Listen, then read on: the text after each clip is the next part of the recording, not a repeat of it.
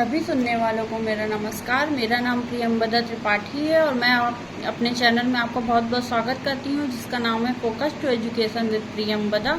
तो अपने आज के संक्षिप्त वीडियो में मैं चर्चा करूँगी जिस टॉपिक के बारे में, उसका नाम है सार्वजनिक परीक्षाओं में पारदर्शिता यानी ट्रांसपेरेंसी इन पब्लिक एग्जामिनेशन।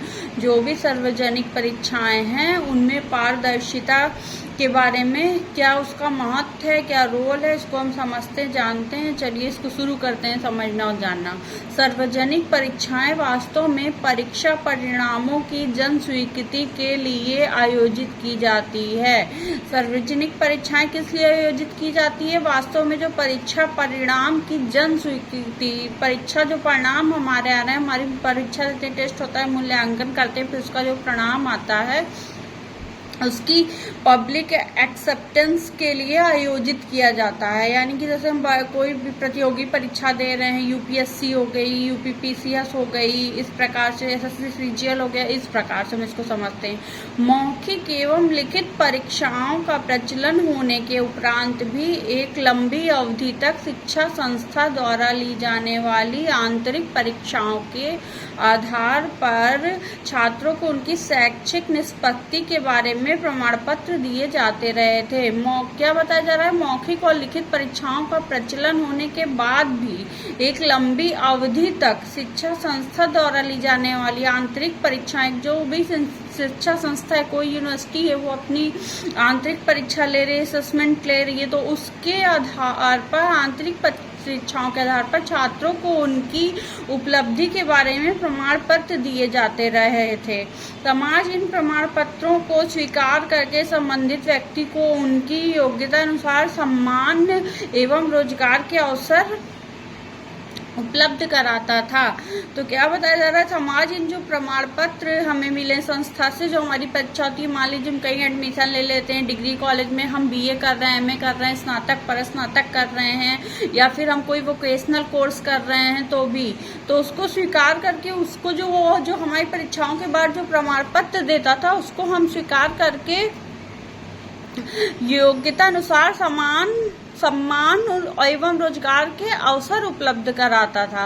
परंतु कालांतर यानी इस समय में विभिन्न कारणों से आंतरिक परीक्षाओं के आधार पर दिए जाने वाले इन प्रमाण पत्रों की विश्वसनीयता धीरे धीरे कम होने लगी एवं एक समय ऐसा आ गया कि बाह्य निकाय के द्वारा आयोजित परीक्षाओं की अपेक्षा की जाने लगी। यानी क्या हो गया, जब कालांतर में समय बीतता गया तो क्या हुआ, विभिन्न जो कारण हुए उनसे जो आंतरिक परीक्षाओं के आधार पर दिए जाने वाले प्रमाण पत्रों की परीक्षाओं की अपेक्षा की जाने लगी। सार्वजनिक परीक्षाओं का प्रादुर्भाव इसी पृष्ठभूमि पे हुआ। जब उनकी अपेक्षा की जाने लगी तो सार्वजनिक जो परीक्षा है उसका प्रादुर्भाव इसी पृष्ठभूमि में हुआ होगा। प्रारंभ होने के उपरांत एक लंबी अवधि तक सार्वजनिक परीक्षाएं भी बिना किसी आलोचना के आयोजित रही। यानी प्रारंभ होने के उपरांत जो सार्वजनिक परीक्षा प्रारंभ होती है उसके उपरांत भी एक लंबी अवधि तक सार्वजनिक परीक्षाएं भी बिना किसी आलोचना के, यानी जो सार्वजनिक परीक्षाएं हैं वो बिना किसी आलोचना के आयोजित होती रही। परंतु एक लंबी अवधि तक सार्वजनिक परीक्षाएं भी बिना किसी आलोचना के होती रही, परंतु कालांतर में छात्रों, अध्यापकों, अभिभावकों एवं समाज के अन्य प्रबुद्ध वर्ग के द्वारा सार्वजनिक परीक्षाओं की भी विभिन्न आधारों पर आलोचना की जाने लगी। तो क्या बता रहा है, जब प्रारंभ हुआ, प्रारंभ होने के उपरांत एक लंबी अवधि तक जो सार्वजनिक परीक्षाएं थी, इनका ये सार्वजनिक परीक्षाएं भी बिना किसी आलोचना के आयोजित की, कोई आलोचना नहीं हुई कि किसी ने से क्रिटिसाइज नहीं किया, आयोजित होती रही। उसके बाद कालांतर में छात्र, अध्यापक, अभिभावक एवं समाज के जो अन्य प्रबुद्ध वर्ग के द्वारा सार्वजनिक परीक्षाओं की विभिन्न आधारों पर आलोचना की जाने लगी। उसके बाद जब ऐसा हुआ तो सभी लोग जो शिक्षक हो गए, हमारे छात्र हो गए, अध्यापक हो गए, सबके द्वारा इसकी आलोचना की जाने लगी। वस्तुतः आज केंद्र एवं राज्यों की माध्यमिक शिक्षा परिषदों तथा विद्यालयों द्वारा ली जाने वाली परीक्षाओं की शाख लगभग समाप्त हो गई है एवं आगामी कक्षा में प्रवेश के लिए अधिकांश शिक्षा संस्थाएं तथा रोजगार प्रदान करने वाले विभिन्न संगठन स्वयं की प्रवेश चयन परीक्षाएं लेकर ही अभ्यर्थियों का चयन करने लगे। तो क्या हुआ जब ऐसा हो गया, जो विभिन्न संगठन थे स्वयं की प्रवेश चयन परीक्षाएं लेकर अभ्यर्थियों का चयन करने लगे। सार्वजनिक परीक्षाओं में संलग्न व्यक्तियों के नैतिक मूल्यों में गिरावट एवं परीक्षा आयोजन में अंतर्निहित कतिपय दोषों तथा परीक्षा संचालन में व्याप्त तरह तरह के अनुचित तरीकों के प्रचलन के कारण इन परीक्षाओं की साख एक बड़ा प्रश्न चिन्ह लग गया है। कैसे? जो परीक्षाओं में सार्वजनिक जो परीक्षाएं हो रही, इसमें संलग्न जो व्यक्तियों के नैतिक मूल्यों में गिरावट आ चुकी है। वो नैतिक से कॉपी अगर चेक कर रहे, परीक्षा हो रही है, पेपर लीक हो रहे हैं, ये सब घटनाएं हो रही हैं, तो ये इस वजह से इसमें क्या होने लगी, इसमें नैतिक मूल्यों में गिरावट हो रही है एवं परीक्षा आयोजन में अंतर्निहित कतिपय दोषों तथा परीक्षा संचालन में व्याप्त तरह तरह के अनुचित तरीकों के प्रचलन के कारण इन परीक्षाओं की साख पर एक बड़ा प्रश्न चिन्ह लग गया है। अब इसको समझते हैं थोड़ा सा और इसके पॉइंट्स को, कि किसी भी परीक्षा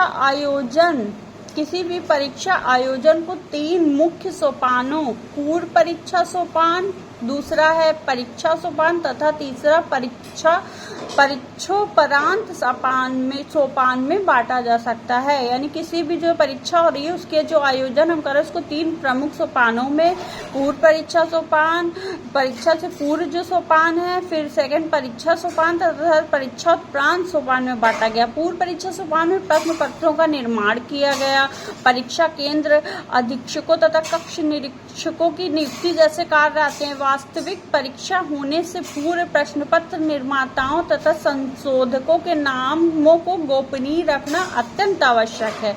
वास्तविक परीक्षा संचालन सोपान में संलग्न उस व्यक्ति उच्च विश्वसनीयता वाले तथा ईमानदार होने चाहिए। वास्तविक परीक्षा अनुचित साधनों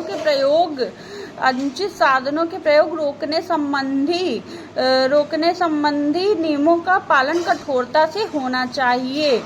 फिर है निसंदेह ये भी क्रियाकलाप पारदर्शिता के साथ संचालित होने चाहिए। फिर परंतु इस परीक्षा संस्थाओं को छात्रों एवं अभिभावकों के प्रति अपने उत्तरदायित्व को महसूस करते हुए अधिक से अधिक पारदर्शी होना चाहिए। क्या बता रहा? परंतु जो इन परीक्षा संस्थाओं के छात्रों एवं अभिभावकों के प्रति जो उत्तरदायित्व है उसको महसूस करते हुए अधिक से अधिक पारदर्शी होना चाहिए परीक्षा को, जिसमें कोई घोटाला न हो, गड़बड़ न हो, हमारा पेपर लीक हो रहा है, छात्र का भविष्य अधर में जा रहा है, उसका भविष्य खराब हो रहा है, तो इस प्रकार हम इसको समझेंगे। उसके बाद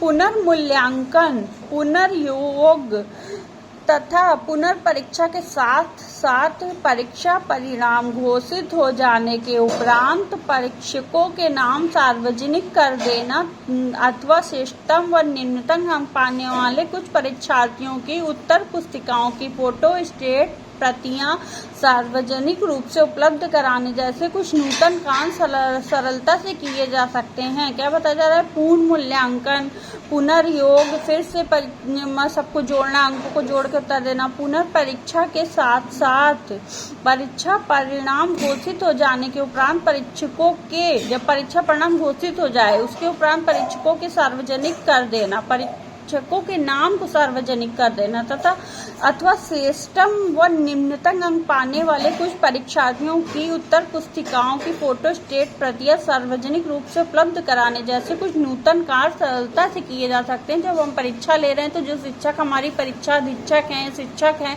उनके नाम सार्वजनिक करना, कुछ श्रेष्ठ अंक पाने वाले या निम्न अंक पाने वाले छात्रों की कॉपियों को सार्वजनिक रूप से उपलब्ध कराने जैसे कुछ नूतन कार्य किए जाएं।